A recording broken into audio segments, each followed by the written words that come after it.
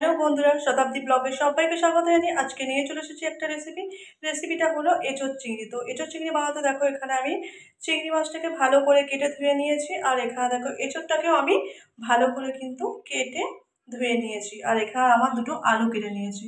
তো চলো রান্নাটা বসে, ভিডিওটা দেখতে থাকো, আমার সাথে থাকো। এরপর দেখো আমি এখানে এঁচোড়টাকে সিদ্ধ করতে বসিয়ে দিয়েছি। তো এখন আমি একটু এর মধ্যে হলুদ গুঁড়ো দিয়ে দেবো,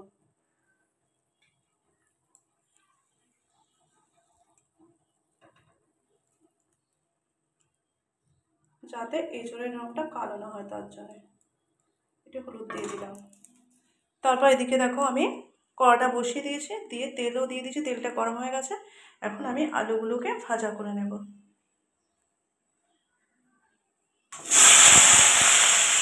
ততক্ষণ ভাজা হোক, আর আমি এদিকে আদা, রসুন, কাঁচা লঙ্কা, পেঁয়াজ পেস্ট করে নেব। চলো এখন পেস্ট করে নিই। আর দেখো এখানে কিছুটা পেঁয়াজ আমি ওই ফোড়নে দেওয়ার জন্য রেখে দিয়েছি। চলো এখন আদা রসুনটা পেস্ট করে নিই। এখানে আমার পেস্ট কিন্তু কমপ্লিট হয়ে গেছে, আর এদিকে কিন্তু আমার আলু ভাজাটাও হয়ে গেছে। চলো এখন আলু ভাজাটাকে নামিয়ে নেব।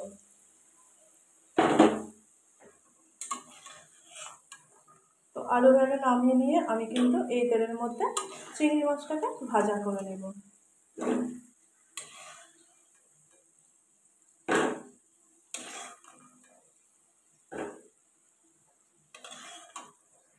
তেলের মধ্যে আমি চিংড়ি মাছটা দিয়ে দেবো। চিংড়ি মাছটা এখানে এখন ভাজা করে নিচ্ছি। চিংড়ি মাছটা কিন্তু আমার এখানে ভাজা করা একদম কমপ্লিট হয়ে গেছে। তো চিংড়ি মাছটাকে এখন আমি নামিয়ে নেব। এঁচোড়টা কিন্তু সিদ্ধ হয়ে গেছে। চলো এখন এঁচোড়টাকে নামিয়ে নেব। তেল দিয়ে দিচ্ছি, তেলটা ধোয়া হচ্ছে। এর মধ্যে আমি এলাচ, লবঙ্গ আর দারচিনি দিয়ে দেবো।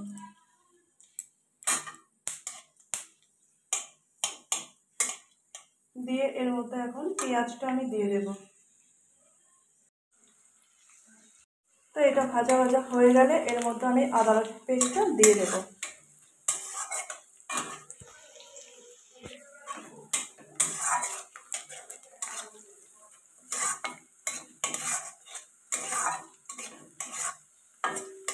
এর মধ্যে আমি দিয়েছি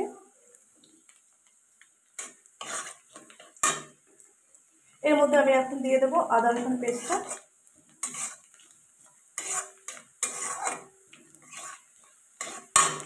তো চলো এখন আদা রসুন পেস্টটা দিয়ে দিই।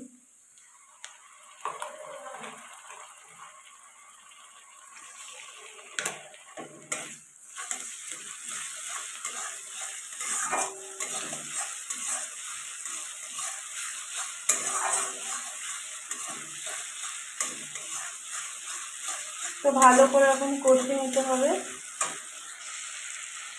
এর মশলা দিয়ে আমার কিন্তু ভাজা ভাজা হয়ে গেছে। এর মধ্যে আমি এখন হলুদ গুঁড়ো আর পরিমাণ মতো লবণ দিয়ে দেবো। তো দিয়ে দিলাম, দিয়ে একটু নাড়াচাড়া করে নেবো। তারপর আমি এর মধ্যে একটু লঙ্কার গুঁড়ো দিয়ে দেবো। তো লঙ্কার গুঁড়োটা আমি দিয়ে দিলাম কালারের জন্য।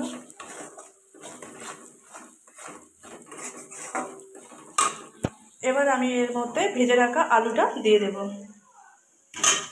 তো দিয়ে দিলাম ভেজে রাখা আলুটা। আলুটা দিয়ে ভালো করে নাড়াচাড়া করে নেব। নিয়ে এর মধ্যে আমি এখন এঁচোড়টা দিয়ে দেব। এর মধ্যে এখন এঁচোড়টা দিয়ে দেব।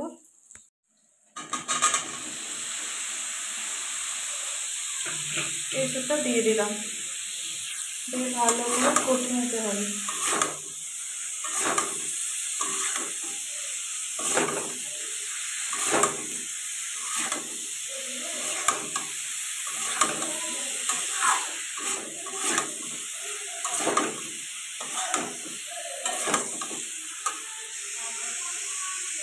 এর মধ্যে আমি এখন দেব জিরে গুঁড়ো দেব।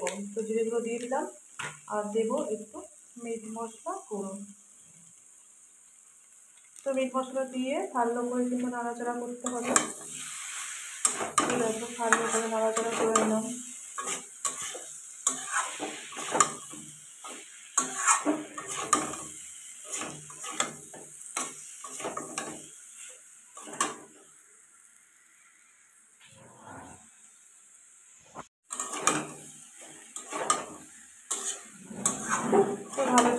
ভালো করে নাড়াচাড়া করে নিয়ে আমি এর মধ্যে ভেজে রাখা চিংড়ি মাছগুলো দিয়ে দেবো। তো চিংড়ি মাছগুলো দিয়ে দিলাম।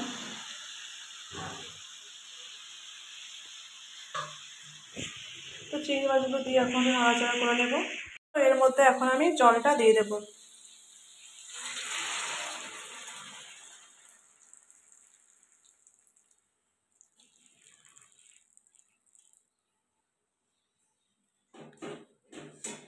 তো দেখো জলটা আমি দিয়ে দিলাম,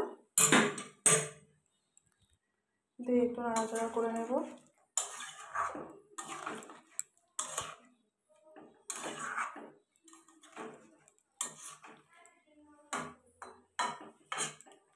এঁচোড়টাকে এখন একটু ফুটতে দিতে হবে।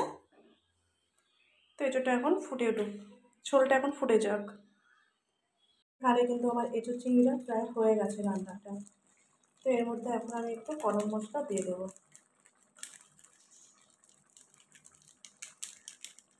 দেখো গরম মশলা দিয়ে দিয়ে একটু ভালো করে একটু রান্না করে নিতে হবে। রান্না করে নিলে হয়ে যাবে আমার আজকে রান্নাটা কমপ্লিট হয়ে যাবে। এটার জন্য আমার রান্না কমপ্লিট হয়ে যাবে। তাহলে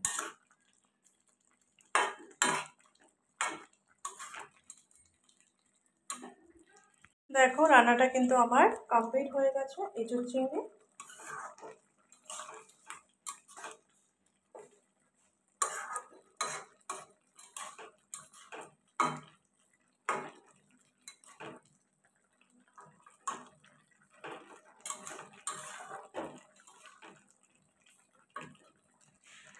আমার আজকের রেসিপি এঁচোড় চিংড়ি একদম কমপ্লিট হয়ে গেছে।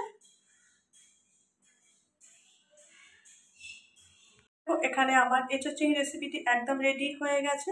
তোমার আজকের এই এঁচোড় চিংড়ি রেসিপিটি যদি তোমাদের ভালো লেগে থাকে তাহলে লাইক কমেন্ট শেয়ার করবে। চ্যানেলে নতুন হয়ে থাকলে চ্যানেলটিকে সাবস্ক্রাইব করে পাশে থাকবে। বেল আইকনটি বাজাতে ভুলবে না।